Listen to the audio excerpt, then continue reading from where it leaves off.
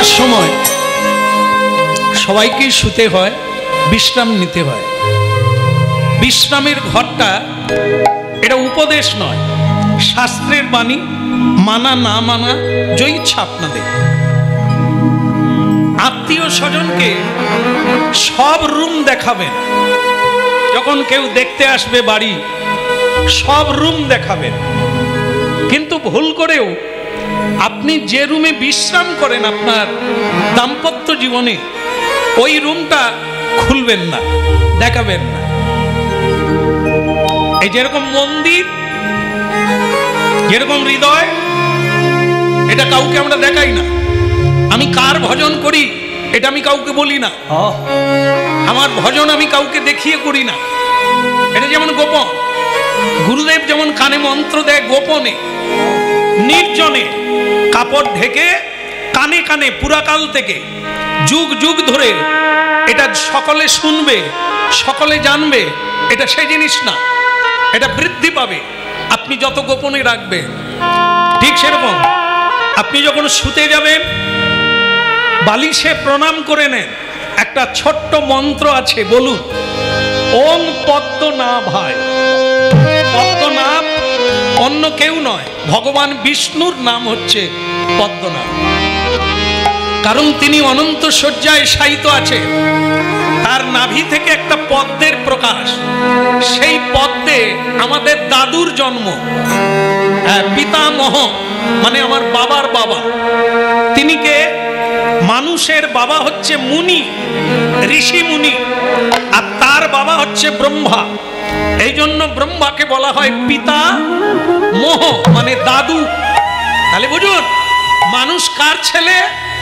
মানব শব্দটা মনু থেকে এসেছে, মনু থেকে মানুষ, মনু থেকে মানব।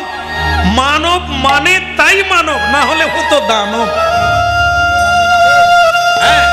এই জেনে রাখবেন আপনারা, যে কোনো মানুষ নরনারী এখানে আছেন তাদের পূর্ব পরিচয়টা কি? তার নাম গোত্র। আপনারা বলেন, কেউ বলেন শাণ্ডিল্য মুনি। শাণ্ডিল্য মুনি যদি আপনাদের গোত্র হয় তাহলে কে? আপনাদের আমাদের বাবা হলো শাণ্ডিল্য মুনি। এই জন্য যে কোনো শুভ কর্মে গোত্র বলতেই হয়, গোত্র বলে সংকল্প হয়। তাই পূর্বপুরুষ এই যজ্ঞের ভাব পায়, আমরাও পাই। প্রত্যেকটি মানুষের শাণ্ডিল্য, ভরদ্বাজ, পলাশ আর অভিলাষ এসব হচ্ছে গোত্র। এই গোত্রের পূর্বপুরুষ কারা? ঋষিমুনি যারা। তাহলে ধরে নিলেন আপনারা, হ্যাঁ আমাদের বাবা হচ্ছে ঋষিমুনি, আমরা তারই ছেলে তারই মেয়ে। একবার বুকে হাত দিয়ে দেখুন, আমরা বংশের পরিচয় রেখেছি।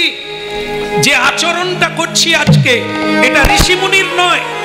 মহাপ্রভু এই দুঃখে হরিনাম এনেছে, আপামর জীব হরিনাম করুক। হরিনাম করলে পাগল হয়ে যাবে না, হরিনাম করলে জানা হবে, চেত দর্পণ মার্জন। হরিনাম করলে চিত্তটার মার্জন হবে, আর সেটা মার্জন হলে তুমি জানতে পারবে তুমি কে। তুমি হলো কৃষ্ণের দাস, কৃষ্ণ সেবা। এই জন্য ভাবতে হবে, এই হরিনাম মনোযোগ দিয়ে শুনতে হবে, বেশি শোনার লাগবে না। হ্যাঁ, সারা জীবন শুনবেন, সব সময় শুনবেন, আর যেমন ছিলেন তেমন থাকবেন। তাহলে শোনা না শোনা দুই সমান। একদিনের কথা শুনুন, একদিনের কথা শুনুন, এক জন্ম উল্টে যাবে। আর সারা জন্ম যেমন শুনলাম, যেমন খেলাম তেমনি খাবো, যেমন ছিলাম তেমনি থাকবো, হবে না। এই জন্য বালিশে মাথা রেখে পদ্মনাভায় বলে প্রণাম করুন, আর চোখের জল ফেলুন যখন সকলে ঘুমিয়ে যাবে। এই কলিকালের ভজন কেউ জানবে না, কেউ বুঝবে না। আপনার সঙ্গে যে ভগবানের সঙ্গে লিঙ্ক আছে এটা যেন কেউ না জানে। চোখের জল ফেলে জানিয়ে দেন, মনের বাঞ্ছাটা জানিয়ে দেন, কাজ হয়ে যাবে। আজ আপনারা যে লীলাটি শুনছেন নরোত্তম দাস ঠাকুরের, তার বাবা সিকিউরিটি দিয়ে, প্রশাসন দিয়ে তাকে ঘরের বাইরে যেতে দেয় না, সাধু সঙ্গ করতে দেয় না। হরিনাম করতে দেয় না। ভাবুন, এদিন আমাদের হয় না, আমরা স্বাধীনভাবে সবাই হরিনাম করছি, ধর্মকর্ম করছি, কেউ বাধা দেয় না। কিন্তু কারো কারো জীবন আজও এরকম হচ্ছে, ঘরের বাইরে বেরোতে দেয় না।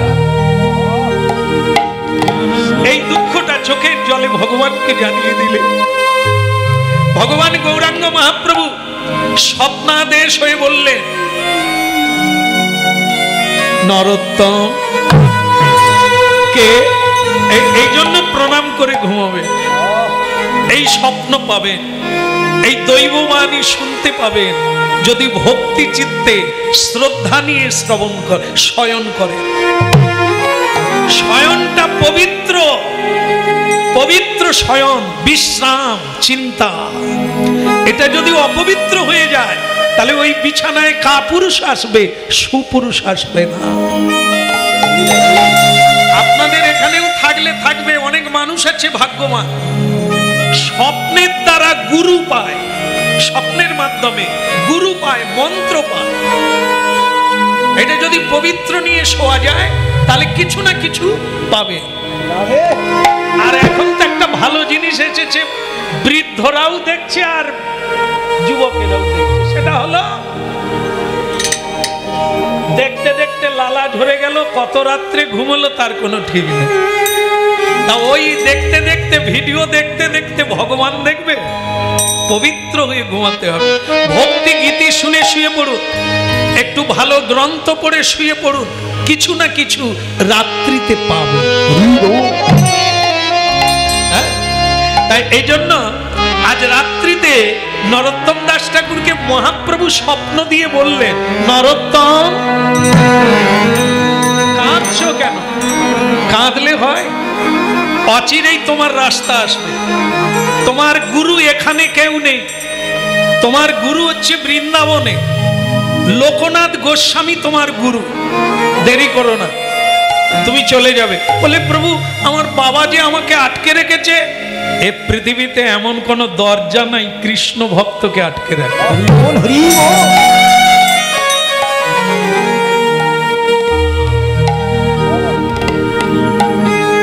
তো বলছেন এমন কোন দরজা নেই যা তোমাদের আটকাতে পারে।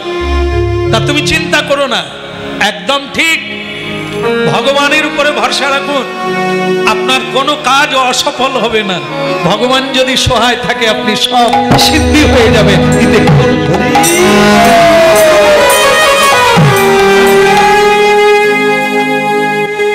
বলি রে পদ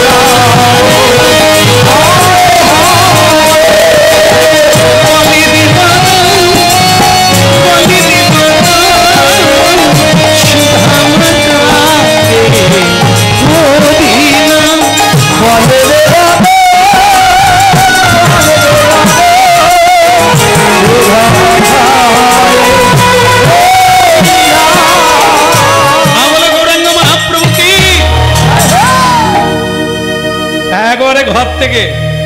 আজকে বাবা কৃষ্ণানন্দ বাড়িতে নাই, ঠাকুর নরোত্তম একবার দে ছুট, রাতের বেলা দিল ছুট, একবারও ঘুরে তাকায় না। একবারে বৃন্দাবনের মাটি, এই বীরভূমের রাঢ় দেশ, এই লাল মাটি পার হয়ে উত্তর দিকে। এই জন্য সকালবেলা যারা গুরুমন্ত্র জপ করে বা বাড়িতে প্রদীপ জ্বালেন, সকালবেলা পূর্ব দিকে প্রদীপের শিখা রাখতে হবে, আর পূর্ব দিকে মুখ করে নাম জপ করতে হবে। আর এই সন্ধেবেলা যারা জপ করেন তারা উত্তর দিকে মুখ করে জপ করেন। কেন না, উত্তর দিকে হচ্ছে কৃষ্ণের অধিষ্ঠান, রাধারানীর বৃন্দাবন। আর তাই আমাদের উত্তর দিকেই যেতে হবে মহাপ্রস্থানে। পঞ্চপাণ্ডব মহাপ্রস্থানে গিয়েছিল ভারতের উত্তর দিকে হিমালয় পর্বত। তাই এই হচ্ছে বিধি। হ্যাঁ, সকালবেলা বসলে পূর্ব দিকে মুখ করে সূর্য উদয় হয়, সেই রশ্মি আপনার মনকে চিত্তকে একাগ্রতা করবে, এই জন্য পূর্ব দিকে। আর সন্ধ্যাতে উত্তর দিকে, উত্তর দিকে আহ্বান করে, এসো হে বাড়ি ফিরে এসো। কেন গিয়েছিলে, কেন ফিরে আসবে, উত্তর দাও। উত্তর দিক। ভক্তমন্ডলী মায়েরা নরোত্তম দাস ঠাকুর সংসার ত্যাগ করলেন, পালালেন। পালালেন কেন? সংসারে কি কিছু হয় না? হয়, সকলের হয় না। সব সংসার নরক গুলজার নয়, আবার সংসার বৃন্দাবন নয়। কটা বাড়ি আছে এখানে যারা এসেছে শ্রদ্ধেয় সকলে, হরিনাম শুনছেন, একটা ধাপ উঁচুতে আছেন আপনারা, প্রণাম্য।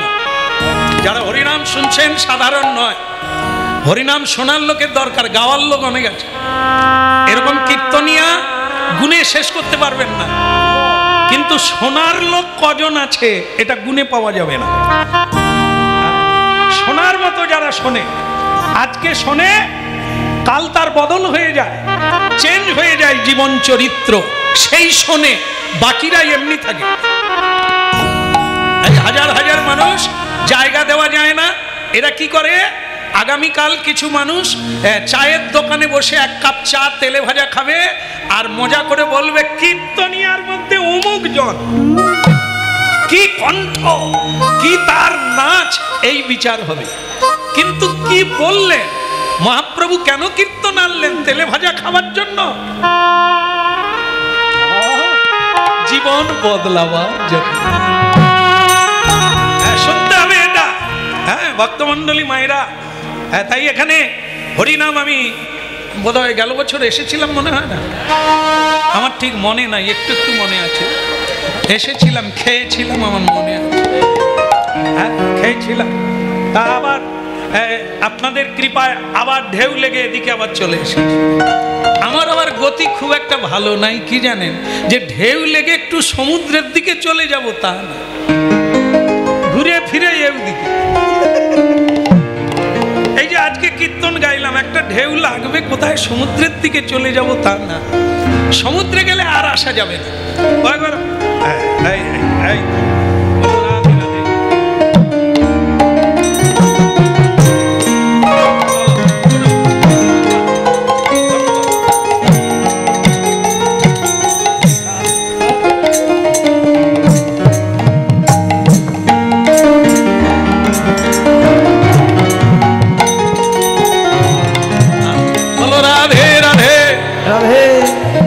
কথা শুনতে, মহাপ্রভু চরিত্র বদলের জন্য, পদ বদলানোর জন্য হরিনাম এনেছে। হরিনাম মজা করার জিনিস না, হরিনাম আনন্দের জিনিস না, হরিনাম হচ্ছে সংশোধনের জিনিস। সংশোধন মানে জানেন তো, ঝাঁটা। ঝাঁটা না থাকলে পরিষ্কার থাকতো না পৃথিবী। ঝাঁটা কি করে, ঝাড়ু দেয়, ঝাঁটায় ময়লা থাকে, ঝাঁটা দিয়ে ময়লা পরিষ্কার হয়। এই হরিনাম হৃদয়ের ময়লা পরিষ্কার করে। চেত দর্পণ মার্জন, মহাপ্রভুর বাণী। এই হরিনাম না থাকলে পৃথিবী থাকতো না, কারণ মানুষে মানুষে কামড়া কামড়ি হতো। এই হরিনাম আছে বলে, মানুষ বুঝতে পারে বলে এখনো ধৈর্য ধরে মানুষের ব্যবহার করে। হ্যাঁ, খুব সাবধানে থাকবেন, কারণ কলিকাল এমনিতেই 3 ভাগ অধর্ম, 1 ভাগ ধর্ম। তার উপরে কলি সাধু সেজে মানুষের হৃদয়কে ভড়কাচ্ছে, সাধু সেজে কলি, স্বয়ং কলি মানুষের হৃদয়কে ভড়কাচ্ছে। আপনারা সাবধান, ভগবানের দিকে চেয়ে থাকুন, তার কৃপায় পথ ধরুন। সব সংসার নরক নয়, সব সংসার বৃন্দাবন নয়। যেমন আপনাদের বলি, আপনারা বলুন কোন জায়গায় হরিনাম হয় না? ভাগাড়ে, তাই না? আমাদেরও ওখানে ভাগাড়ে হরিনাম হয় না। যেখানেই বলি এটা এক কথায় মানুষ বলে দেয়, তারা জানে না যে ঘুরে ফিরে তারই ঘরটা ভাগাড় হয়ে যাবে। যার বাড়িতে হরিনাম হয় না সেটা কোন জায়গা? আমি কিন্তু বলিনি, আপনারাই বলে দিয়েছেন হরিনাম কোথায় হয় না? ভাগাড়ে। তাহলে যে কোনোদিন হরিনাম বলে না সে কোন জায়গার লোক?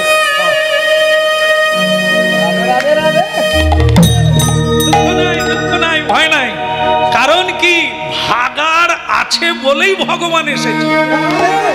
ভাগাড়কে ভাগাড় রাখবে না, পতিত জমিকে পতিত রাখবে না। ওখানে চাষ হবে, মাটি চুষতে হবে, ওখানে চাষ করতে হবে, ফুল ফোটাতে হবে, ফল তৈরি করে জগৎকে খাওয়াতে হবে। বলো রাধা মাধব কি? এখানে আশ্রম করেছেন আমার বাবা, শব্দটা বলছেন বা লেখা আছে নিতাই গৌর সেবাশ্রম। তবে দুর্ভাগ্য আছে, ভালো মন্দ দুই থাকবে। আমরা সেবা পেতে বসেছি, মা বলছে বাবা ভাত নেবে, হাত দুটি ভাত দিই। হ্যাঁ, তো সেই মায়ের কোনো দোষ নাই, কারণ এখানে বৎসরে একবার কীর্তনিয়া হয়, রং বেরঙের বহু কীর্তনিয়া আসে। একজন বলে ভাত খাও, আর একজন বলে প্রসাদ খাও, তোরা কি খাবি খা।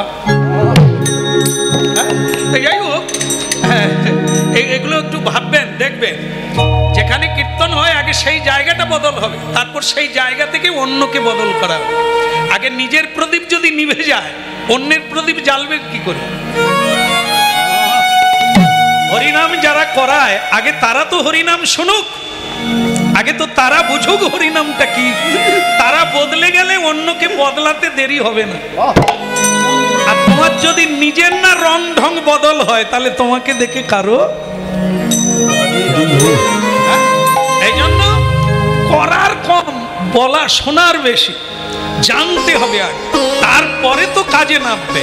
কোন পথ, কি পথ, কিভাবে করবে। ভক্তমন্ডলী মায়েরা, আজকে এই যে ঘর ছেড়ে গেল কেন? একটা বাঘের খাঁচা, বাঘের খাঁচায় কোনো মানুষ কি শান্তিতে ঘুমায়? ঘুমাতে পারবে? বাঘের খাঁচায় যদি মানুষকে ঢুকিয়ে দেওয়া হয়, সে কি করবে? সব সময় কাঁপবে, ঘুমাতেও পারবে না, বসতেও পারবে না, শান্তিও পাবে না। এ সংসার একটা বাঘের খাঁচা। হ্যাঁ কিনা আপনারা আছেন যে খাঁচার ভিতরে, আপনারাই জানেন। বাবা ঘুমাতে পারে না পুত্রের ভয়ে, কখন মদ খেয়ে এসে ডিং করে লাগিয়ে দেবে। কি ভয়ে ভয়ে রাত জেগে থাকি। বউকে বিশ্বাস নাই, বউ তো অন্য লোকের সঙ্গে কানেকশন আছে, কখন চাকু চালিয়ে দেবে। ভাগ্যিস আপনারা সে দলের লোক নয়। হরিনাম শুনুন, ঘুমানো বেরিয়ে যাবে। একটা চাকর ছিল, এখন সব চাকরের ইউনিয়ন আছে। সে চাকরকে নিতে গেছে, সে বলছে আমার দুটো কন্ডিশন আছে, যদি মেনে নেন তাহলে আপনার বাড়িতে কাজ করব, নাহলে করব। বলে বলে আমি সারা বছরের মধ্যে দুটো মিথ্যে কথা বলবো, যদি মেনে নেন থাকবো, নাহলে চলে। মালিক বলে অনেক রকমের কন্ডিশন শুনেছি, এরকম কন্ডিশন? আরে তুই মিথ্যে কথা দুটা কেন, তুই হাজার বল না, চল কাজ করবি চল। এবার চলে গেল। বছর প্রায় কাটতে যায়, 10 মাস কেটে গেল, চাকরটি ভালোই কাজ করছে। মালিক ভুলে গেছে যে তার দুটো মিথ্যে কথা বলা বাকি আছে, কিন্তু চাকর মনে রেখেছে। সে একদিন ঠিক করলো 12 মাস তো হতে যায়, বছরের দুটো মিথ্যে কথা তো ঝাড়িনি এখনো। বলে তাহলে আজকেই ঝাড়ি। কি না, মালিক বসে আছে, তার কাছে গিয়ে বলছে, কিছু মনে করবেন না। আরে হরি তুই কাঁদিস কেন? আপনার নুন খেয়েছে হরি, আপনাকে কি মিথ্যে কথা বলতে পারি হুজুর? কি হয়েছে বল, তুই কাঁদিস না, আমি তোকে ভালোবাসি, তুই আমার প্রিয় চাকর, যেখানে যাই তোকে নিয়ে যাই, এই জন্য তো বলছি। আপনি আমার কাউকে বলবেন না, আমার চাকরটা চলে যাব, আমার চাকরি চলে যাবে। তুই বলতো কি হয়েছে বলতো, আমি মালিক, তোকে কে কি বলবে? কিছু মনে করবেন না, আপনাদের গিন্নি মা। হ্যাঁ, ঘরের ভিতরে ঢুকে। না না, আমি বলবো না বাবা, কোথায় কি হবে আমি গলা কেটে নেব। তুই বের করেছিস যখন, হাতটা পুরো বের কর, বল গিন্নি কি বলেছে। আগে আপনাদের গিন্নি মা আজ রাত্রে আপনাকে হত্যা করবে। হরিদাস রে, ওরে ও হরি রে, মালা তুই শুধু নুন খাসনি রে, তুই আমার পূর্বজন্মে বেটা ছিল। আর কেউ জানেনি তো বলে আপনাকে ছাড়া আর কাউকে বলি না। গিন্নি মা আজকে রাত্রিতেই চাকু নিয়ে ঢুকবে, আপনি সাবধানে ঘুমাবেন বাবু, আমি আপনার নুন খাই তাই গুন গাই। চিন্তা করিস না, আজ আমি শোবো বটে, ঘুমাবো নাই। হ্যাঁ, দেখে নেব আজ। আর বাস কর্তা চলে গেছে বাইরে কাজে, এদিকে গিন্নিমা ঝাড়ু দিচ্ছে। গিন্নিমা, কিরে হরি কিছু বলবি? কিছু মনে করবেন না গিন্নিমা, আপনাকে ভালোবাসি তাই একটা গোপন কথা আছে। কি কর্তা আবার বিয়ে করবে?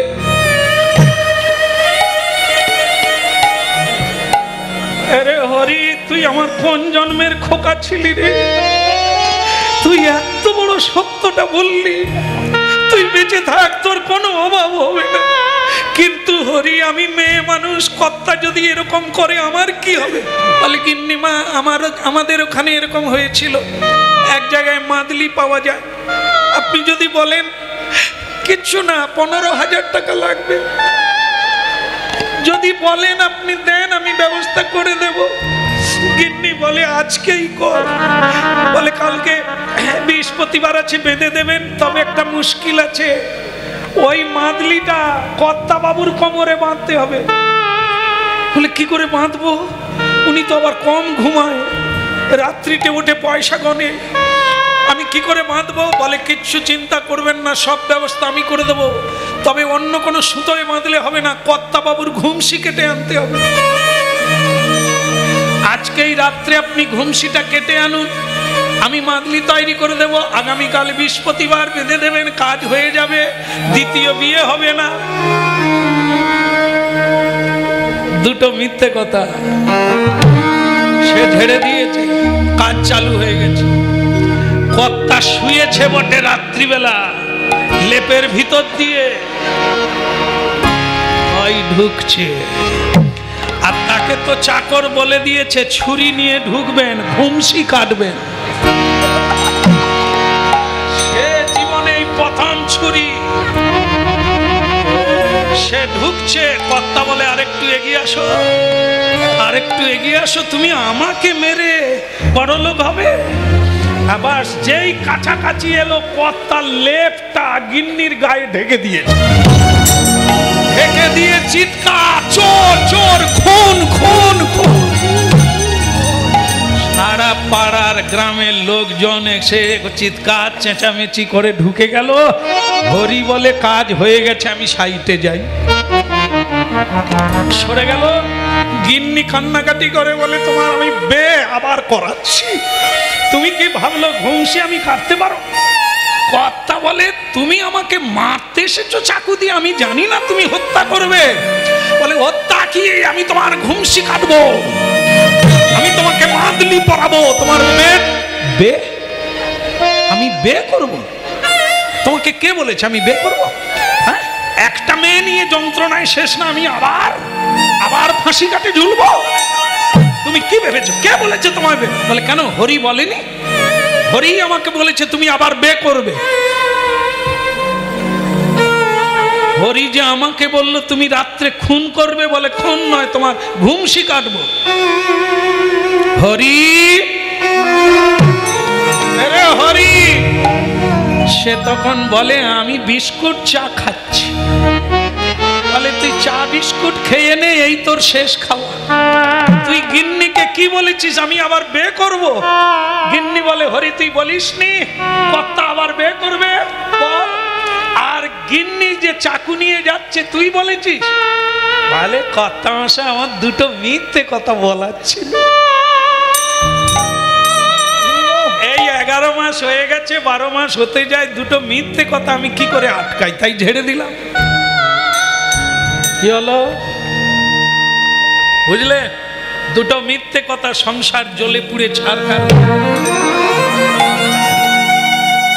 এই দুটো মিথ্যে কথা আমরা বলি। দুটো মিথ্যে হলো, একটা হলো আমি আর একটা আমার। আমরাও এই দুটো মিথ্যে কথা সারা জীবন বলে যাচ্ছি। এই হরিবাসর আমি করে গেলাম, এই হরিবাসরটা আমি চালাচ্ছি, এই আমি, এই সংসারটা আমি বানিয়েছি, এই আমি, এসব আমার, এই আমার। এই দুটো মিথ্যে কথা যতদিন না আমরা এই দুটো মিথ্যে ছাড়বো, শান্তি কোনোদিন পাবো। এই জন্য সব সংসার নরক গুলজার নয়। যারা আমি বাদ দিয়ে বলতে পেরেছে তুমি, তুমি, সব তোমাকে দিয়ে দিলাম। এই সংসার হচ্ছে বৃন্দাবন, আমি থাকবে, আমি কৃষ্ণের দাস। এই হলো বৃন্দাবন, একে ছেড়ে কোথাও যাওয়ার লাগবে না। আর যে বাড়িতে খাঁচার মধ্যে বাঘ আছে কামড়াবার জন্য, ছেলে মেয়ে পুত্র পরিজন আত্মীয় স্বজন কামড়া ছবল মারে, ওই সংসার থেকে বেরিয়ে যায়, নালে অকালে মারা পড়বেন, হরি ভজন আর হবে না।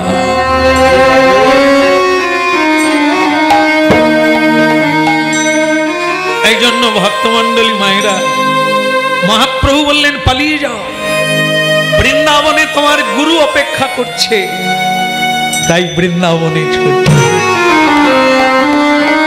চলো মন বৃন্দাবন।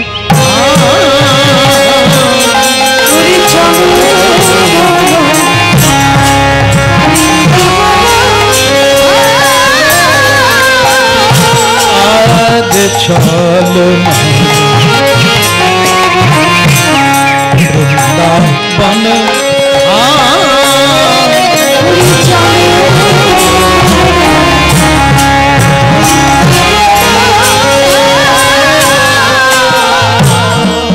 গলি গলি মে আমি গাইব রাধা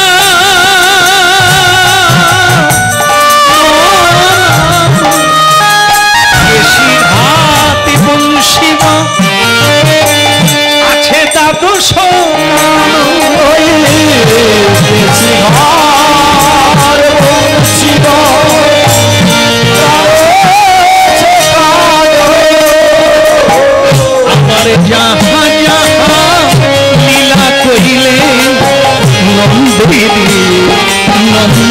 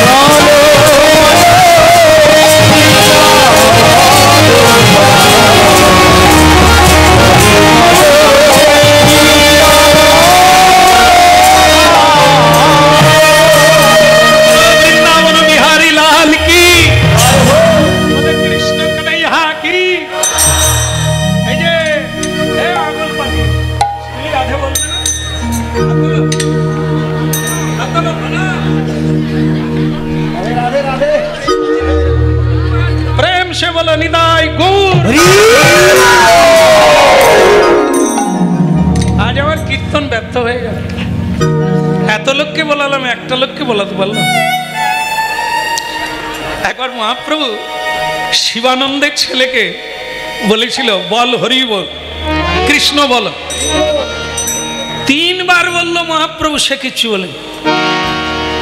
তো মহাপ্রভু তখন বলে লক্ষ লক্ষ মানুষকে হরিবল বলালাম, জীব জন্তুকে হরিবল বলালাম, কিন্তু তোমার ছেলেকে হরিবল বলাতে পারলাম।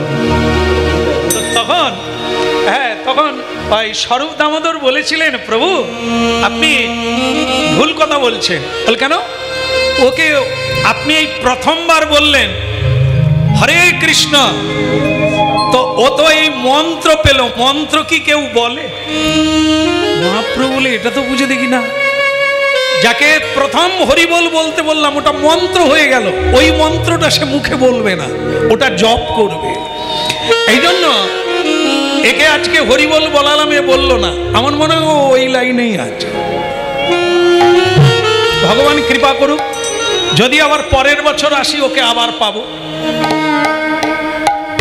এবারে 7 দিয়ে যাচ্ছি, পরের বারে বীজ অঙ্কুর হবে।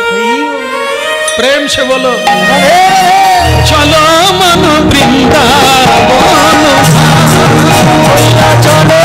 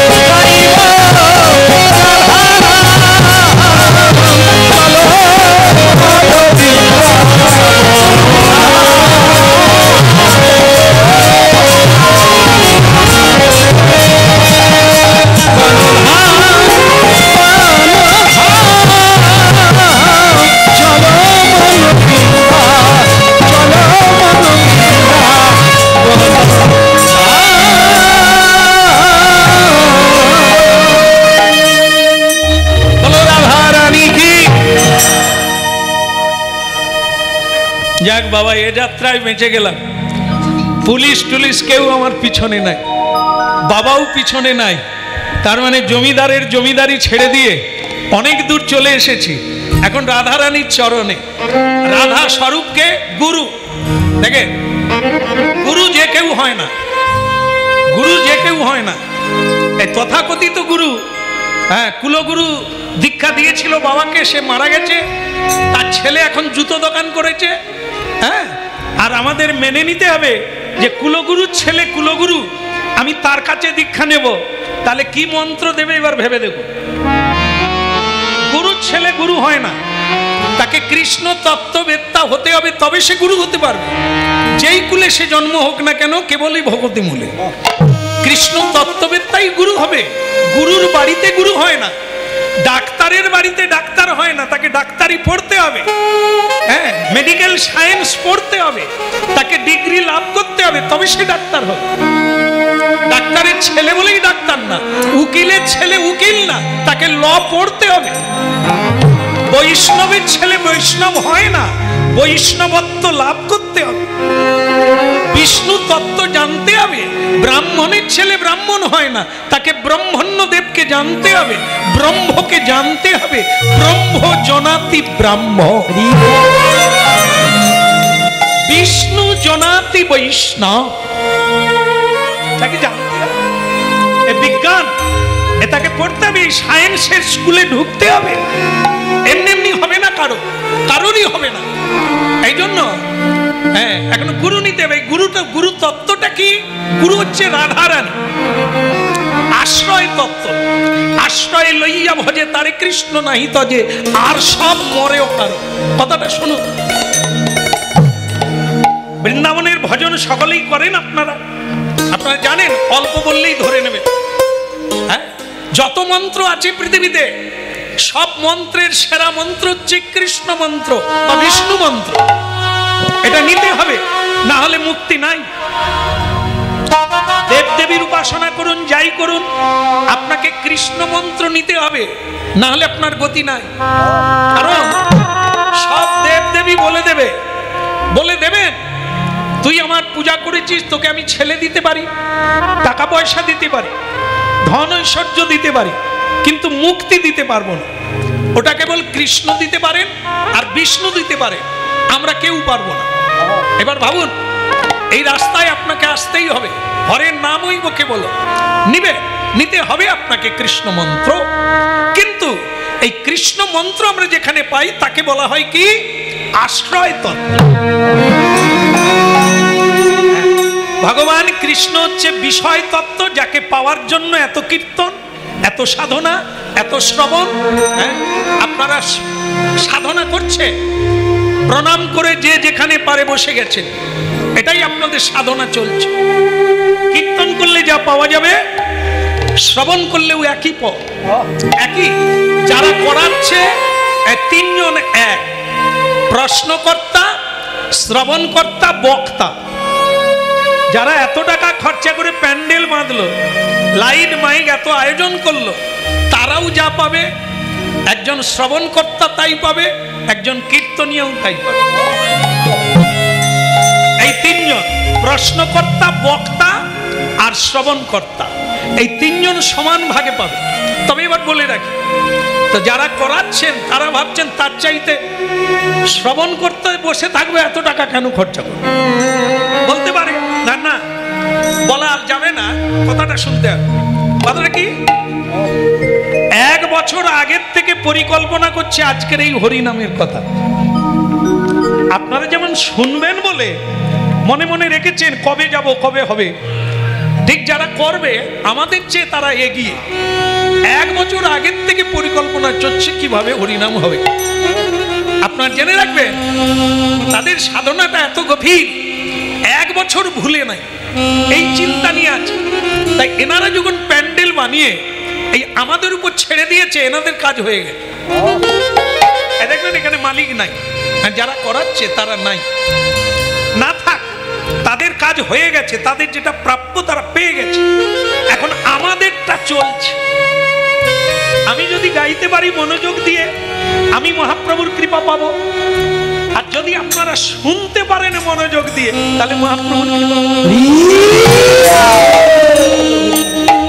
মালিক কিন্তু বাদ যাবে না, ওনার হয়ে গেছে, আর কোনো ত্রুটি নাই, চালু করে দিয়েছে, ওনার পাওনা মিটে গেছে।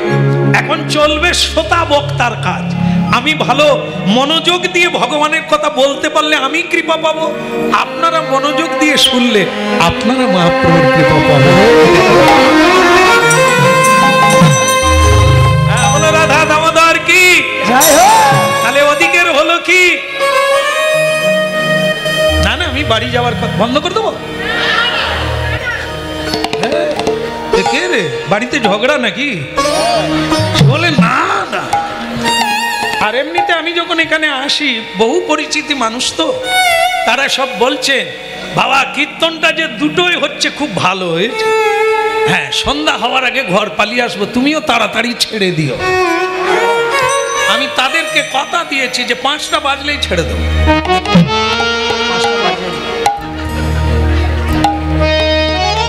সে পার হয়ে চলে গেছে,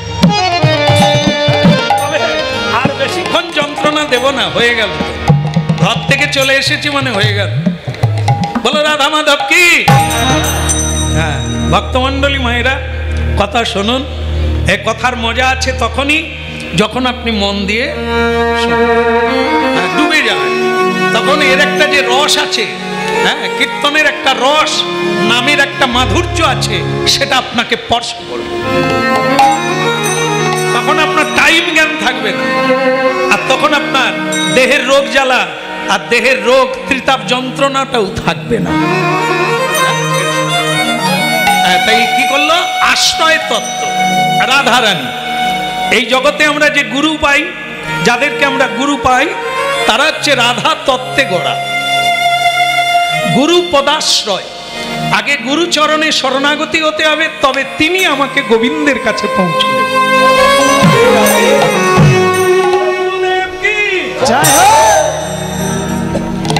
স্বপ্নে কার নাম বলেছিল আমার মনে নেই, এই যে বহু কথা বলি না, ওকে কার নাম বলেছিল, গুরুর নাম কি? যারা বলছেন তাদের চরণে প্রণাম। একদম ঠিক বলছেন, মনে রেখেছেন? আর এরা জানেন তো সব না। লোকনাথ গোস্বামী নাম মহাপ্রভু স্বপ্নের দ্বারা বলে দিয়েছে, তোর গুরু যে কেউ নয়, বৃন্দাবনে লোকনাথ গোস্বামী তোর গুরু। সেই স্বপ্নকে লক্ষ্য করে পাথেয় করে এত রাস্তা পায়ে হেঁটে বৃন্দাবনে গেল। পায়ে ব্রণ হয়ে গেছে, কেটে রক্ত পড়ছে, ওদিকে ভূক্ষেপ নাই, গুরু কৃপা পেলে সব জ্বালা।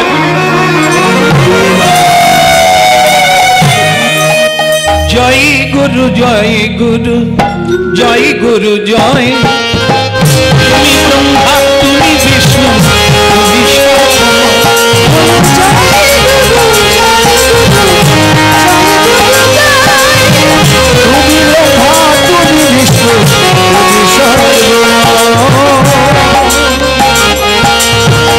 জয় গুরু জয় গুরু জয়, তুমি ব্রহ্মা তুমি বিষ্ণু তুমি সর্বময়।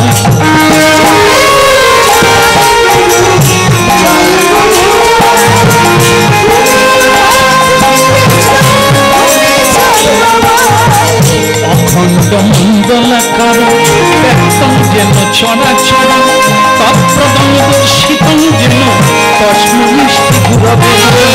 জয় গুরু জয় গুরু জয়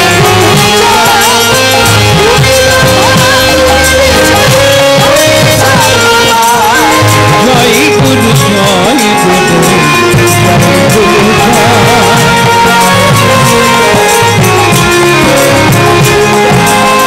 তুমি ব্রহ্মা তুমি বিষ্ণু তুমি সর্বময়।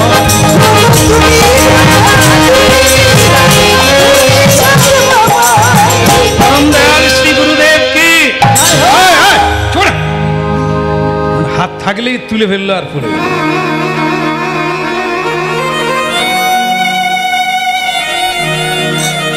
আধার কার্ড আছে?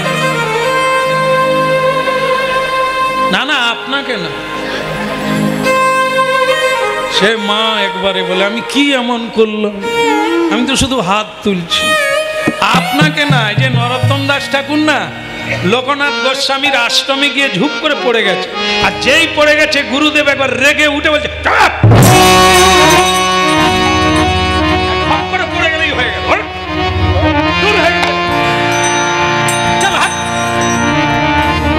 ভাবতে পারেন একজন মানে গুরুর আশ্রমে এলো, তাকে এরকম করে কেউ তাড়ায়? কারণ আছে, কারণ আছে। গুরু হওয়ার গুরু জ্বালা। ওই গুরু জীবনে প্রতিজ্ঞা করেছে শিষ্যের ভার নেবে না, এই শিষ্যের ভার নেবে না। মন্ত্র দেওয়া এত সোজা জিনিস না। গুরু হওয়া সব সময় জমিতে পড়ে থাকতে হবে। কোথায় পোকা লেগে গেল, কোথায় ধসা লেগে গেল, চাষ জমিতে পড়ে থাকতে হবে চাষিকে। তা যদি জমিতে পড়ে থাকবো তাহলে আমার কাজ হবে কখন? এই জন্য উত্তম গুরুরা দীক্ষাও দেয় না, শিষ্য করে না। আর মধ্যম যারা মাঝখানে আছে, ঘটকগিরি করে, এদের উপরে ভগবান গুরুগিরির দায়িত্ব দিয়েছে। উত্তম মহাপুরুষেরা দীক্ষা দেন না, মন্ত্র দেন না, শিষ্য করেন না। কারণ এই শিষ্যের যে কি যন্ত্রণা, ও যারা পেয়েছে তারা লাভ দিয়ে উপরে উঠে গেল। ও জানে যে কোনো শিষ্য এসে বলবে গুরুদেব আমিষ না খেলে মরে যাব, আমি কি করব? বলে তুই খেয়েই মরে যা। কি জ্বালা! ভগবানের কৃপাও নিবি, পাহাড়ের চূড়ায়ও উঠবি, আবার যেগুলো খেতে নাই সেগুলোও খাবি। তা তোকে টেনে তোলার দায়িত্ব আমার, তুই মরে যা। কি যন্ত্রণা জানেন? এক এক শিষ্য, এই যে আগে ছিল আলাদা, গুরুর বাক্য শিষ্য মানত, বাবার কথা ছেলে মানত, স্ত্রী স্বামীর কথা স্ত্রী মানত। এখন তো সব উল্টো। এখন শিষ্যের কথা গুরু শোনে, মানে গুরু শিষ্যের কথা শুনে চলে। হ্যাঁ, গুরু বলে দামোদর মাসটা তোরা আমিষ খাস না রে, প্রতিদিন একটা করে প্রদীপ দিবি আর একটু ভাগবত পড়বি। বলে গুরুদেব তাহলে আমার দোকানকে সামলাবে, আমি কিন্তু ওসব পারবো না। আমিষ না খেলে আন্ত্রিক রোগে মরে যাব, আমি কিন্তু খেতে পারবো না। আর হচ্ছে দ্বিতীয় হচ্ছে প্রসাদ আমি সহ্য করতে পারি না, না খেলে গোড়ায় নিয়ে যেতে পারি, আমি মরে যাব। তাই আপনাকে আমি বলি, আমি কার্তিক মাসের একবারে শেষ দিনে এক বেলা থাকবো, পরের বেলা খেয়ে নেব। যদি আপনি বলেন আপনাকে গুরু করব, নাহলে বহু গুরু লাইনে আছে, আমি তাদের কাউকে করব। গুরু দেখলো নাই মামার চাইতে কানা মামা ভালো। কেন? শিষ্য হারিয়ে যাবে, যজমান কেটে যাবে, জুড়ে থাক। যেহেতু বছরে একবার গেলে 10টা টাকাও তো দেয় না রে বাবা। তুই যেটা বলছিস ওইটাই তো ভাগবতে লেখা। গুরুর কথা শিষ্য মানলো না, কিন্তু শিষ্যের কথা গুরু। আর এখন দেখবেন এই আমার কীর্তন গাই, হ্যাঁ বাবা আপনার কটা ছেলে মেয়ে? একটা মেয়ে একটা ছেলে। তার কথা দুজনেই কলেজে। আর গান শেষ করে আমি যখন 10টায় বাসায় ঢুকি, তার বাবা মালিক খালি এরকম করছে।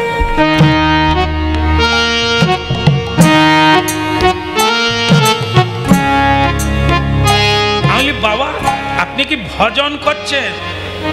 না, দুঃখ কি জানে, এত রাত্রি হয়ে গেল, আমার ছেলেও ফিরেনি, মেয়েও ফিরে। আমি বাবা সে অন্য গলিয়ে ঢুকে গেছে, বেরিয়ে আসবে, একটু সময় লাগবে, আপনি শুয়ে পড়ুন। সে বলে আপনার কথা তো কীর্তন হেয়ালি করে বলেন, আমি বুঝতে। আমি আপনি ঠিক বুঝতে পারবেন, আপনি যার জন্য পায়চারি দিচ্ছেন সে আনন্দে আছে, সে হয় আমতলায় কিংবা নারকেল তলায় আছে। আপনি টেনশন করবেন না। কিছুক্ষণ পরে ছেলে ঢুকে গেল।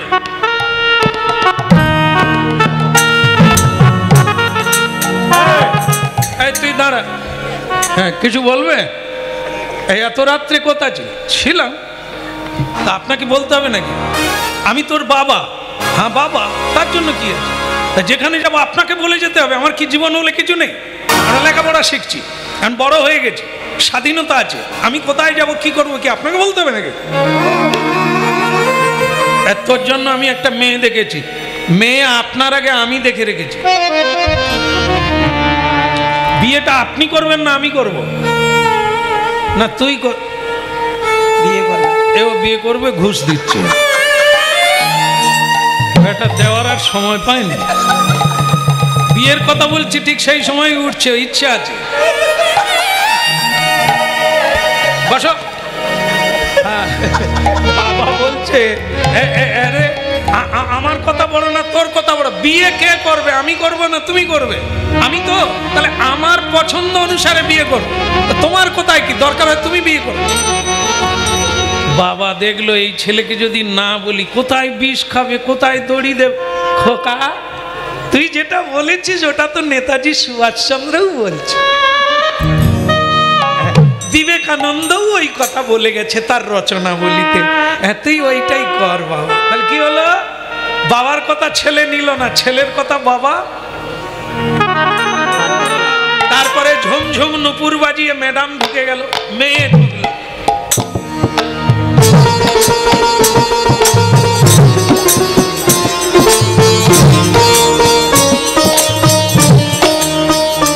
এই যে রাজনন্দিনী তাক ছিলে কথা ছিলাম।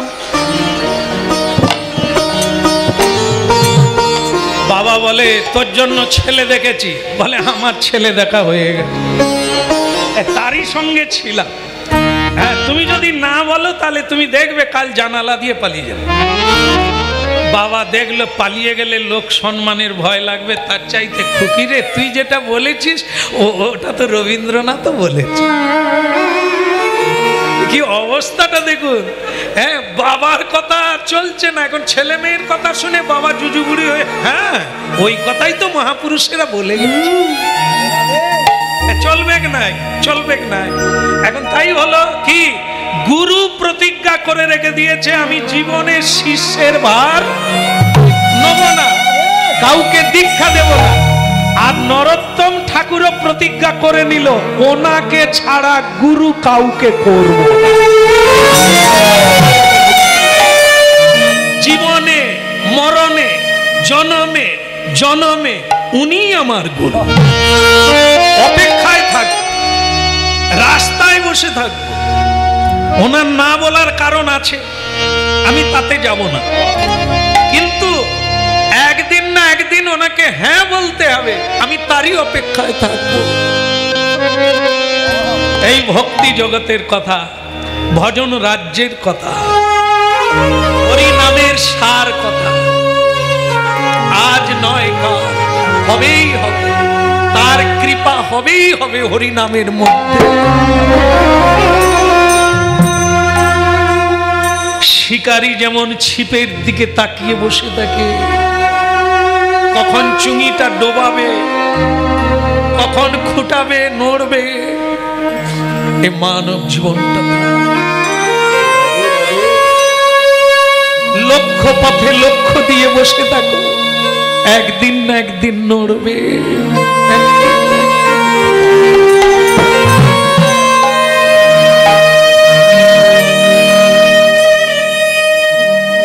কৃষ্ণ মুরারি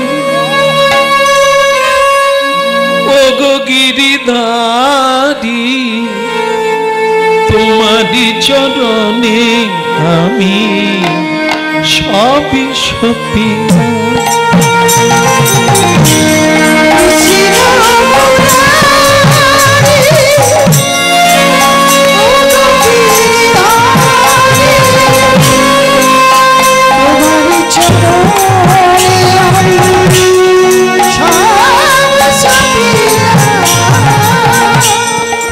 কৃষ্ণ মুরারি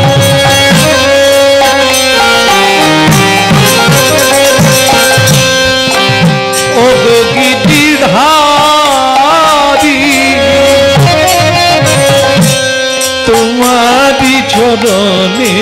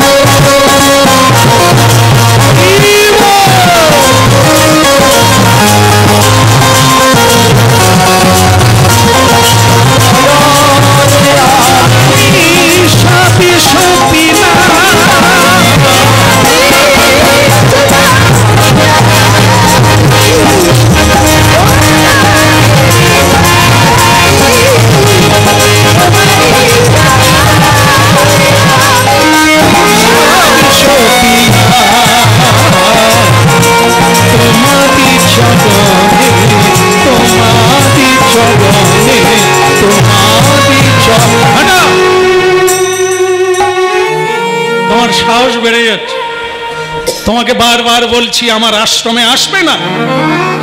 আমি দীক্ষা দান করি না, আমি কারো গুরু হতে চাই না। যা হঠাৎ আগে গুরুদেব, আমি যে জীবনে পণ করেছি আপনাকেই আমার গুরু করব, ওসব বড় বড় কথা বলা যায়। যাও এখান থেকে যাও। শিষ্যই হয় গুরু, তোমার ধারণা আছে? গুরু যা বলে শিষ্য মানে না, তাই সেই শিষ্যের পাপ তাপ গুরুকে নিতে হয়। তাই আমি গুরুগিরি করব না। যাও, আমি ভজন করে জীবন কাটাতে চাই। নরোত্তম ঠাকুর দেখলে আমারও জীবনে মহাপ্রভু যখন বলেছেন ইনি আমার, আচ্ছা নাকে হ্যাঁ কিভাবে করব? আইনের দ্বারা না, সেবার দ্বারা। পৃথিবীতে এমন একটা জিনিস আছে যেটা আপনারা কৌশলটা জেনে গেলে অনেক বড় বড় কাজ করতে পারবেন। সেটা হচ্ছে ভালোবাসা, সেটা হচ্ছে প্রেম। যা টাকা দিয়ে হয় না, যা আইন দিয়ে হয় না, সেটা প্রেম দিয়ে হয়। হ্যাঁ, এই প্রেম মানে কীর্তনের এই উজ্জ্বল উন্নত রস প্রেম। এই প্রেম দিতে মহাপ্রভু এসেছেন। ভুল করে ফেলবেন না, গুলিয়ে ফেলবেন না। আমাদের জগতে যে নেড়ানেড়ির প্রেম, এই প্রেম না। এই যৌবনের উন্মাদনা, একে প্রেম বলে না, একে কাম বলা হয়।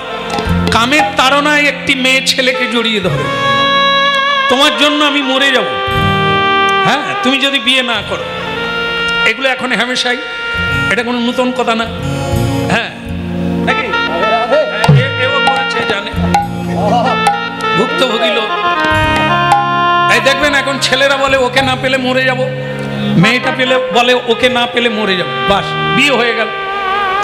বিয়ে হওয়ার পরে 6 মাস না যেতে যেতে দড়ি কোথায় টাঙাবে জায়গা পায়নি। শেষকালে এখন ভগবান দিয়েছে সিলিং ফ্যান। আগে তবু ধান্না করি ছিল, ঝুলে যেত। এখন ওই একটাই রাস্তা, সিলিং ফ্যান। হ্যাঁ, অনেক জায়গায় এই জন্য সিলিং ফ্যান দেয়নি, সব দেওয়াল ফ্যান দেয়। মরে যাবে। তুই যত ফ্যান দে, অন্য রাস্তা খুঁজবে, মরতেই তো হবে, না উপায় নেই। বিয়ে না দিলে মরে যাবে। আবার কি এমন ঘটে গেল, সে দড়ি খুঁজছে। একে কি প্রেম বলে? রামী চণ্ডীদাস, আজকেও যান বীরভূম জেলায় একটা বড় সরোবর আজও আছে, যেটায় কাপড় কেচেছিল রামী, ধোবির মেয়ে। আর আমাদের কালোজয়ী কবি, বৈষ্ণব কবি চণ্ডীদাস, তিনি যেখানে ছিপ ফেলেছিলেন সে জায়গাটা আজও আছে। এখন সেখানে সরকার তোরণ দিয়ে দিয়েছে। হ্যাঁ, আমরা এই বছর একবার করে যাই তো, এই আজকে ফিরলাম। হ্যাঁ, আজকে এখানে আসতে পারবো না বলেছিলাম, কিন্তু উপায় নাই, তাই আজকে ভোরবেলা ফিরেছি। হ্যাঁ, এই এখন হরিনামে এসেছি। তো সেটা কি? চণ্ডীদাস রজকিনীর প্রেম। দেখেন, সেটাও প্রেম। আর আজকে এই বলছে মরে যাব, তারপর দড়ি খুঁজছে বিয়ের পরে। আর চণ্ডীদাস রজকিনীর প্রেম 12 বৎসর ধরে কেউ কাউকে স্পর্শ করে না, আর কারো সঙ্গে কথা হয়নি। 12 বছর প্রেম হচ্ছে। এরকম প্রেম আছে? এরকম প্রেম আছে? কথাও হয়নি, জড়িয়েও ধরেনি, 12 বছর কেটে গেল। সেই প্রেম মহাপ্রভু স্মরণ করেছে, আস্বাদন করেছে। সে কি প্রেম? এই যে দেখো, চণ্ডীদাস ছিপ ফেলে, লাইটটা দিয়ে দিল দেখার জন্য।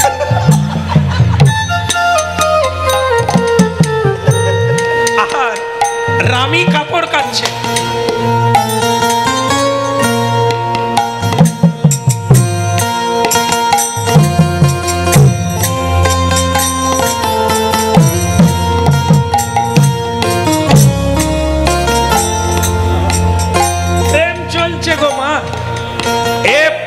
ঘষাঘষি নয় মা, জড়িয়ে ধরলেই ছাড়তে হবে। যদি না জড়াও তাহলে জড়িয়ে থাকবে। নয়নে নয়নে প্রেম যুগ যুগ থাকবে যদি স্পর্শ না করো। আর ছুঁয়ে ফেলেছ তো মরেছ। ওটার নাম কাম।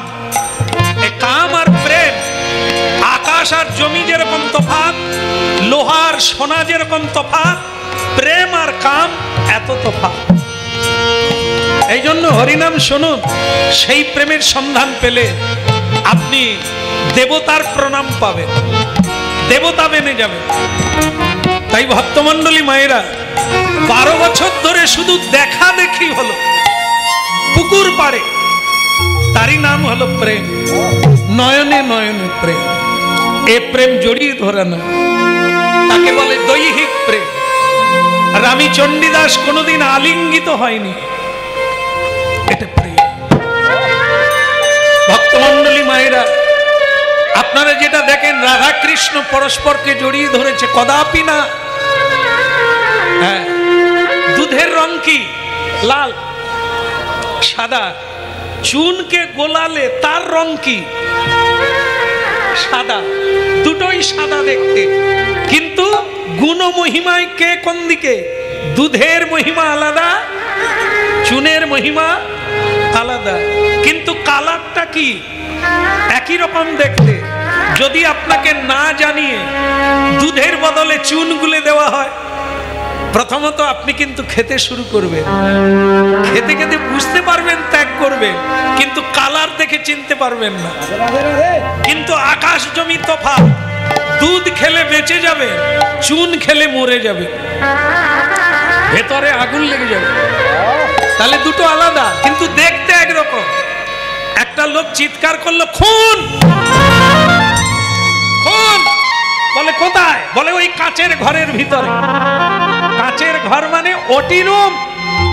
ওটি রুম মানে যেখানে অপারেশন হয়, রোগীকে প্রাণ দান করা হয়, রোগীর শুশ্রূষা করা হয়। ডাক্তারের হাতে চাকু, অপারেশন করছে, তার পচা মাংসটা বের করে দেওয়ার জন্য ছুরি চালাচ্ছে পেটে।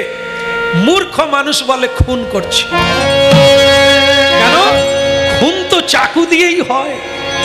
সেও চাকু মারে খুনি, ডাক্তারও চাকু মারছে, দেখতে একরকম, কাজটা কি এক। এই দেখবেন, যেখানেই দেখেন রাধা কৃষ্ণ পরস্পরকে জড়িয়ে আছে, আমরাও জড়িয়ে থাকি নারী পুরুষে। কদাপি চুন আর দুধ এক নয়। এই হচ্ছে রাধা কৃষ্ণ প্রণয় বিগিদি আল্লাহাদিনী শক্তি রসমা দেখাত্মানা বপি। যোগী ঋষি যার অন্ত পায় না যে প্রেমে, আমরা সেই প্রেম পাবো। সেই প্রেম হরি নামের মধ্যে পাবে। নামে প্রেমে মিশাইয়ে কলিকালে হরি নামে নিতাই গৌর হরি বল।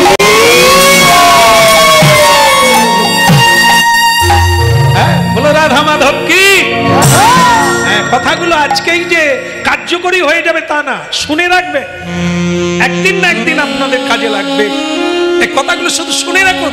এ প্রেম সে প্রেম নয়, স্বামী স্ত্রীর প্রেম, নায়ক নায়িকার প্রেম। এ প্রেম হচ্ছে জড় প্রেম। এ প্রেমের নাম হচ্ছে কাম। দেহ আছে, যৌবন আছে, তাই প্রেম হচ্ছে। দেহ বুড়ো হয়ে গেলে ঘুরে শোয়া,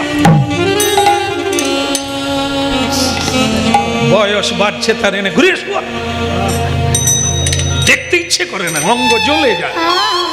তার মানে কি? ওমা, ডাব খেলে শরীর ভালো থাকে, নারকেলের জল খেলে ভুট ভুট করে। যখন যৌবন থাকে, তুমি আমার সবিতা, তুমি আমার স্বপ্ন, তারপরে বুড়ো হয়ে গেলে ঘুরে শোয়া। বলো রাধে রাধে রাধে রাধে। আমি কিন্তু অন্যরকম বলিনি, আমি শুধু বোঝাতে চেয়েছি প্রেম আর কাম। এই কাম নাই, শরীর নাই, ঘুরে শোয়া। আর চণ্ডীদাস, রজকিনী, পদ্মাবতী, জয়দেব, এদের প্রেম, ভোলানাথের প্রেম অনাদিকাল থেকে চলছে, চলবে।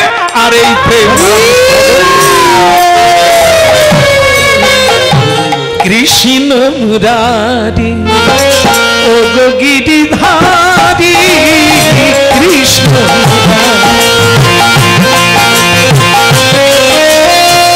কৃষ্ণ মুরারি ও গিরিধারী।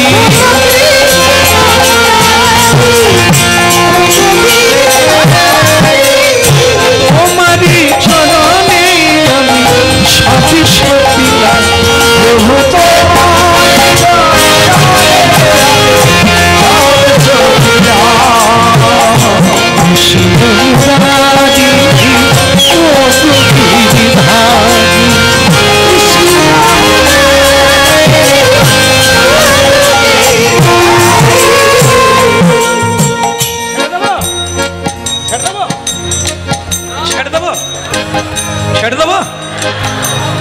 আমি কিন্তু হরিনাম ছাড়ার কথা বলিনি।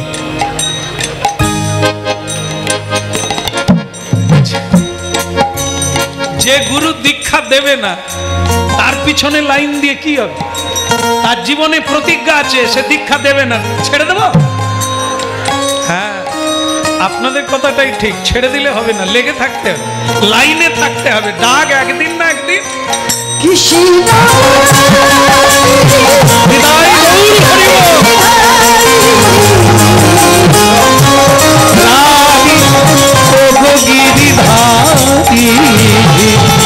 তোমাকে চরণে সবই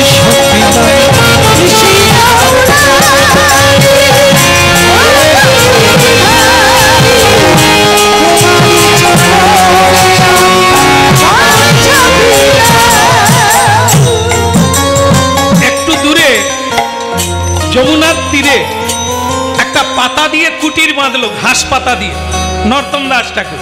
কেন? গুরু আমাকে নেবে না বলেছেন, আমি কিন্তু গুরুকে গুরু করেই নিয়েছি।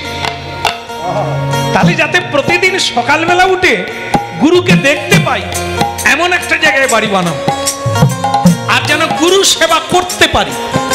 একদিন আমারও প্রতিজ্ঞা, ওই গুরুদেব না বলেছেন, একদিন হ্যাঁ বলবে। কৃষ্ণ মুরারি ও গিরিধার,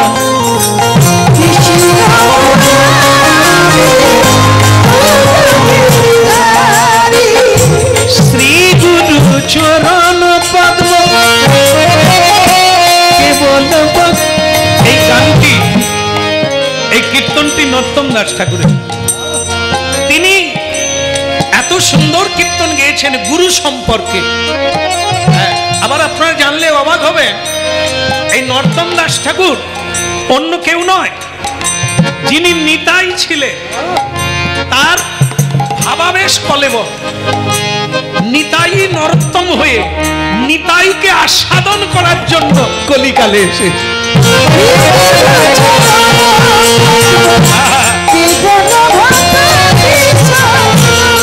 শ্রী গুরু চরণ। সকালবেলা উঠে একটা চিন্তা মাথায় নিলে, গুরু সেবা করতে হবে। গুরু গুরু করলে হবে না, আস্তে আস্তে আস্তে ভগবানের নাম করলে হবে না, ভগবানের সেবা করতে হবে। তা কিভাবে করব? আমি একটা সেবা প্রথম নেব, সেটা হচ্ছে মল সেবা। মল সেবা মানে কি? গুরুদেব যেখানে মল ত্যাগ করে আমি সেই জায়গাটা পরিষ্কার করব। দেখুন, গুরু গুরু করব, হ্যাঁ, গুরু বলে অহংকার করব, কিন্তু গুরুদেবের সেবা করবে না, সে শিষ্য কোনোদিন হতে পারবে না। ভালো ছাত্র হলে তবে ভালো শিক্ষক হবে, ভালো শিষ্য হলে সে একদিন গুরু হবে, এটা মাথায় রাখতে হবে। হ্যাঁ, ভালো মেয়ে হলে সে ভালো মা হবে, এটা জানতে হবে। আর যার মা ভালো তার ছা ভালো।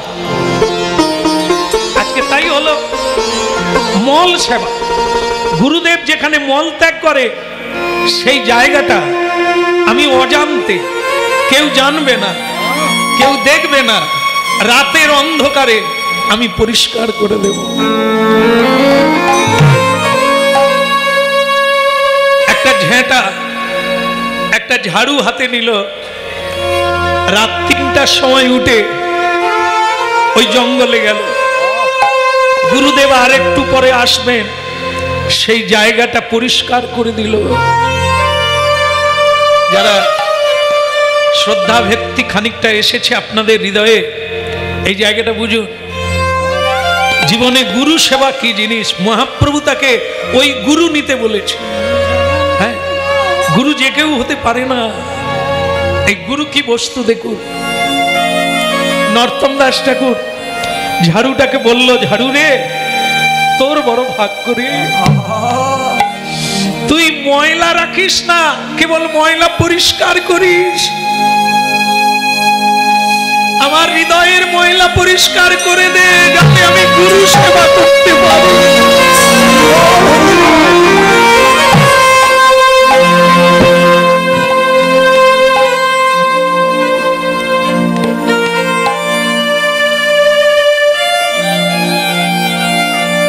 মল পরিষ্কার করে যায়, কাঠ কুড়িয়ে এনে দেয়, ভোগ রান্নার জন্য হোমের জন্য কাঠ কুড়িয়ে দেয়, আশ্রমটা ঝাড়ু দিয়ে দেয়, কিন্তু কে দেয় কেউ বুঝতে পারে না।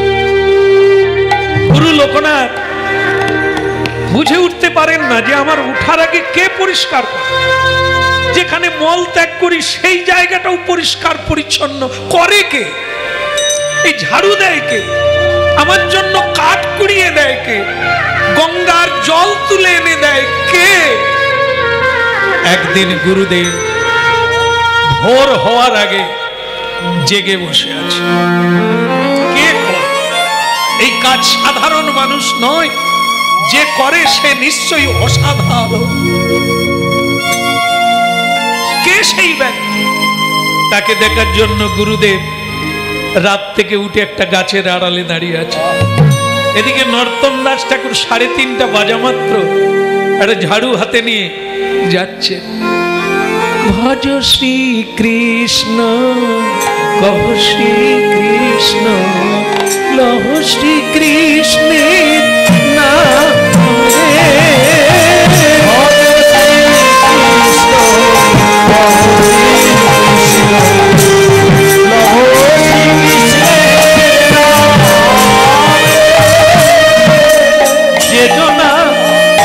শ্রীকৃষ্ণ ভজে সে হয় আমার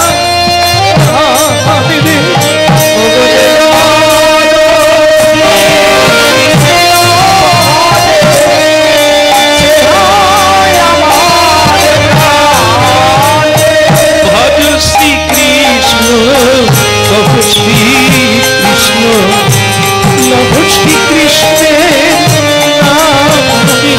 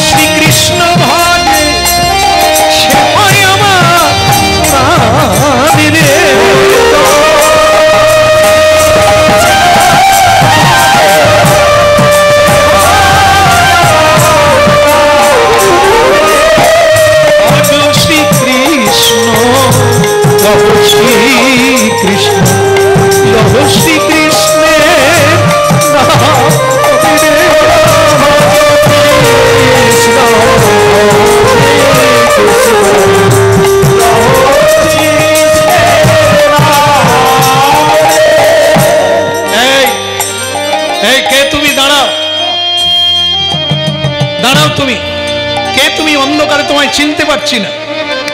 আমি গুরুদেব, আমি নরোত্তম। তাহলে বছরের পর বছর তুমি এই কাজ করছো? আগে হ্যাঁ গুরুদেব। না না, আমায় দীক্ষা দিতে হবে না, শুধু এই কাজটা করতে দে। আমায় শিষ্য করতে হবে না গুরুদেব, কিন্তু আমাকে সেবা করতে দে। এদিকে এসো, এদিকে এসো। যেই কাছে এলো লোকনাথ গোস্বামী তাকে জড়িয়ে ধরলো।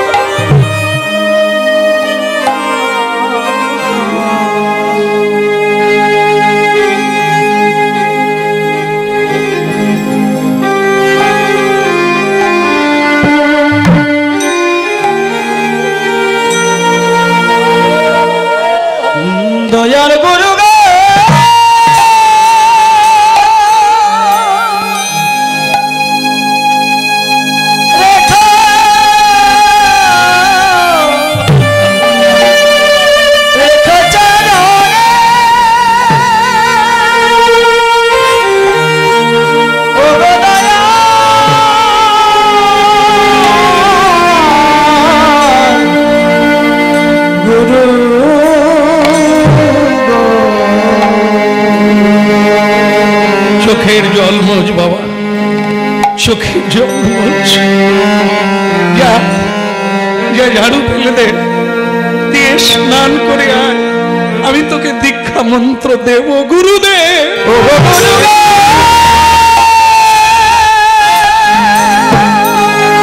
তুই আয় রে, আমি তোকে দীক্ষা মন্ত্র দেব।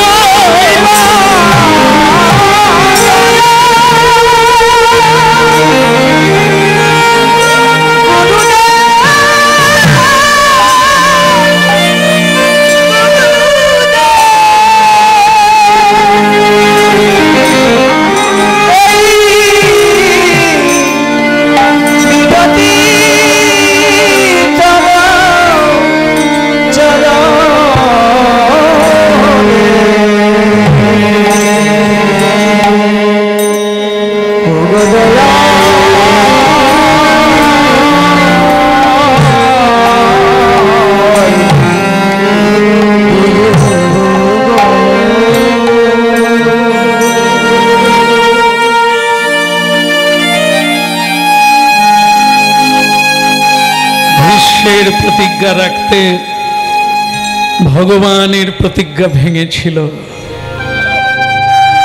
এই তোর প্রতিজ্ঞা রাখতে গিয়ে আমার প্রতিজ্ঞা ভেঙে গেল। তোর মতো শিষ্য না পেলে কি করে জানবো ভজন রাজ্য কি? এই যে আমি তোকে দীক্ষা দান করলাম। ভক্তমণ্ডলী মায়েরা, যারা এত ভক্তি ভরে হরিনাম শুনছেন, আপনারা এইটাই চাই। এই জায়গাটা খুব জরুরি। যেমন গুরু তেমন শিষ্য। হ্যাঁ, উনি দীক্ষা দেবেন না, গুরুর অভাব নেই। হ্যাঁ, কত লোক দেবে, দালাল বসে আছে, এই গুরু করো সেই গুরু করো। এটা সেই জিনিস না। প্রকৃত বস্তু পেতে গেলে প্রকৃত সাধুর সঙ্গ দরকার।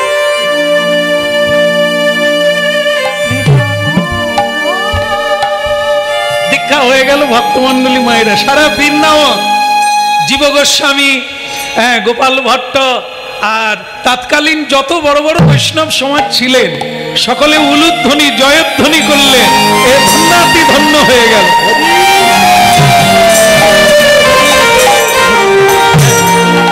গুরুমুখ পদ্ম বাক্য হৃদয়, গুরুমুখ পদ্ম বাক্য হৃদয়,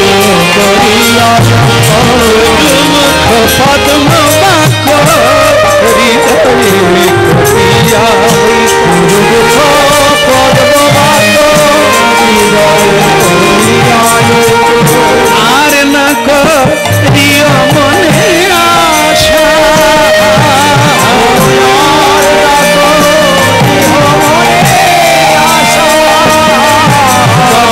আর না করিও মনে আশা,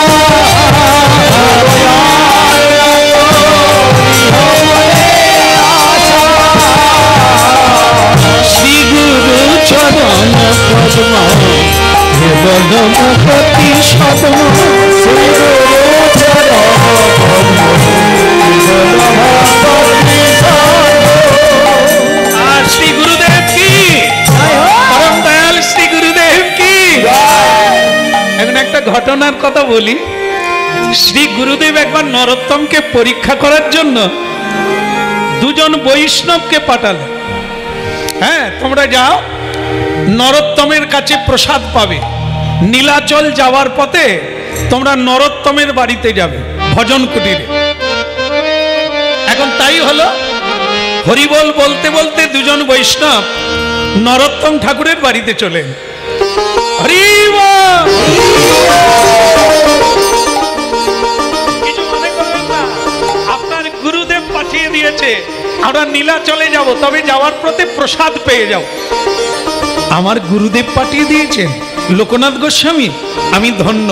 আপনার তো আমার গুরু সম, আপনার বসুন, আমি ভোগ লাগাচ্ছি। তখন বেলা 12টা বাজে। বলে আপনারা দাঁড়ান, আমি ভোগ লাগালেই প্রসাদ দেব। এদের মধ্যে একজন বলছে ভোগ লাগবে, কীর্তন হবে, তারপরে ভগবানকে ঘুম পাড়াবে, তারপর মন্দির থেকে প্রসাদ বেরোবে, তারপরে প্রসাদ দেবে, সে তো অনেক সময়, তখনকে মরে যাব, ভীষণ খিদে লেগেছে, একটু তাড়াতাড়ি করা যাবে। কিন্তু ভোগ না লাগিয়ে তো আমি প্রসাদ দিই না, এটা কি করে সম্ভব? তবে বরং আপনি রেখে দেন, আপনি ভোগ লাগান, আমরা অন্য জায়গায় গিয়ে প্রসাদ পাই। সে কি, গুরুদেব পাঠিয়ে দিয়েছেন আর আপনারা চলে যাবেন? আমাকে একটু সময় দেন, ও ভোগ লাগাতে লাগাতে অনেক সময় লাগবে, আমরা পারবো না অতক্ষণ, অন্য জায়গায় চলে যাবে। বলো রাধে রাধে।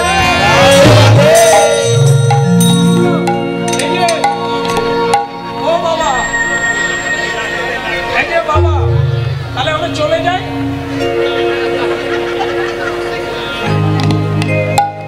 ও সেই সময় চলে এসেছে, কি করব?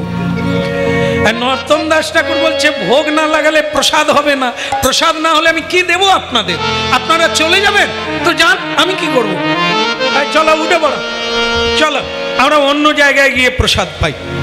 যেই উঠে পড়েছে নরোত্তম দাস ঠাকুর লিখলো ভোগ নাই হয় নাই হবে, খাবে যখন খেলো, আমি আবার রান্না করব, আবার ভোগ লাগাবো, তখন গোবিন্দকে দেব।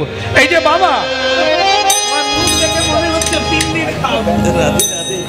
বসে পড়, বসে পড়। হ্যাঁ, নর্তন দাস ঠাকুর ভোগ লাগালো না, তুলসীটাও দিল না, দুইজনকে দিয়ে দিলে, দুইজন এমন খাবার খেলো নরোত্তমের ভাগ্যান নেই, তার জন্য কোনো প্রসাদ নাই। নরোত্তম বলে সে যা হবার হোক, এরা যে পেয়েছে মরে যায়নি সেই ভালো। তাই যাক বাবা, আবার আসবে? বলে হ্যাঁ, এরকম যত্ন খাতির পেলে বারবার আসা যাবে। বলে তা এসো, তবে সময় করে এসো, না খেয়ে এসো, তোমাদের জন্য ভোগ হবে নি আর গোবিন্দ খাবে নি, আমি দিয়ে দিচ্ছি। খাও খাও বাবা খাও। হ্যাঁ হ্যাঁ, পান খাবে? মুখ দেখে মনে হচ্ছে পান খাও। আচ্ছা দেব দেব, সব দিয়ে দিল, ওরা চলে গেল নমস্কার করে। এইবার নরোত্তম ঠাকুর ভাবলো বেলা হয় হবে, ওরা চলে গেছে, ঝামেলা চুকে গেছে, আবার রান্না করব, ভগবানকে ভোগ দেব। আর যেই আবার রান্না করতে গেল, ভোগ চড়ালো, অমনি ভগবান স্বপ্নাদেশ হয়ে বলছে নরোত্তম, এই এত বেলা আবার ভোগ লাগাবে, খাবো কি করে? বলে প্রভু আজকে তো ভোগ লাগাইনি, এরা খেতে চেয়েছিল, না দিলে মরে যাবে, তাই দিয়ে দিয়েছি, এখন আমি নূতন করে তোমাকে ভোগ লাগাতে যাচ্ছি। বলে না না, আমাদের সেবা হয়ে গেছে। বলে প্রভু কি করে হলো? তুমি জানো না, ভক্ত হৃদয়ে সদা গোবিন্দ বিশ্বাস,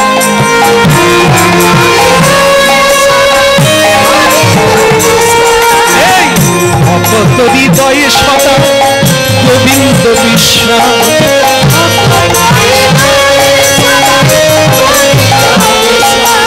গোবিন্দ কহিলে মম বৈষ্ণব প্রাণ।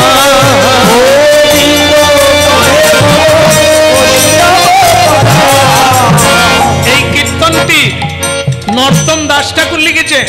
ওই ঘটনার পরে বোঝা গেল বৈষ্ণব ভক্ত এনাদের ভেতরে গোবিন্দ আছে, ভোগ না লাগলেও মহাপ্রসাদ হয়ে যায় যদি ভক্তের সেবা হয়।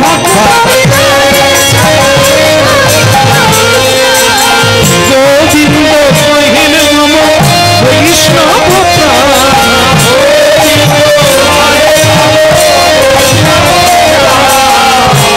এই নরোত্তম দাস ঠাকুর দেহ কিভাবে ছাড়লেন 1 সেকেন্ডে বলে আপনাদের বুঝিয়ে দিই। একদিন নরোত্তম দাস ঠাকুর তার 2 শিষ্য, গঙ্গা নারায়ণ আর রামকৃষ্ণ, অত্যন্ত প্রিয় শিষ্য। তার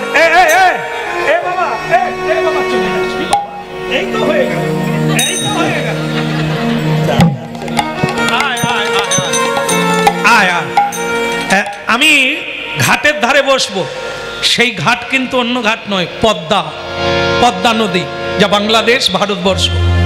তো সেই পদ্মা নদীর ঘাটে, যেটা মুর্শিদাবাদ পড়ে আজকে, সেই জায়গায় আজও সেই ঘাটটা আছে। লক্ষ লক্ষ মানুষ সেই ঘাটে যায়। নর্তম দাস ঠাকুর ঘাটে বসলে, দে বাবা আমার গাত্রটা মার্জন করে দে, তেল মাখিয়ে দে, আমি স্নান করব। ভক্তমণ্ডলী মায়েরা, এই কথাটি শেষ কথা। আজকের দুই শিষ্য তেল মাখাচ্ছে গুরুদেবকে, মর্দন করে তেল মাখাচ্ছে। যেটা ঘটলো সেটা কি, নরোত্তম দাস ঠাকুরের শরীর থেকে দুগ্ধ বেরোতে লাগলো। যত মার্জন করছে শরীর থেকে দুগ্ধ বেরোচ্ছে, একদম ঘন দুগ্ধ। সেই দুগ্ধ পদ্মা নদীতে মিশে যাচ্ছে, পদ্মা নদী সাদা হয়ে গেল। আর নরোত্তম দাস ঠাকুর একটু একটু করে ক্ষয়ে গেল, শরীর ক্ষয়ে গেল। ভাবু, আর কিছুক্ষণ পরে শরীর দেখা গেল না, মরল না, মরদেহ থাকলো না, শরীরটা গুলে পদ্মা নদীতে মিশে গেল।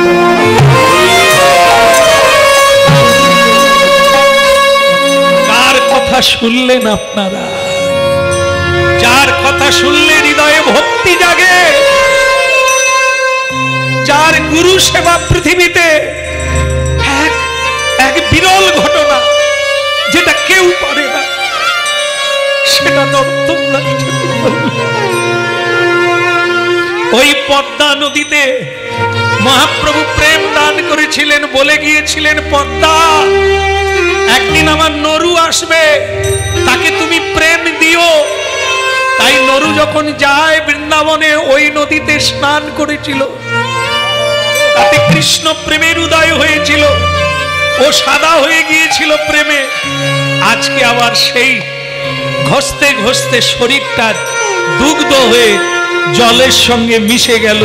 নরোত্তম দাস ঠাকুরকে আর পাওয়া নেই। মুর্শিদাবাদ, ওই জায়গাটার নাম প্রেমতলির ঘাট।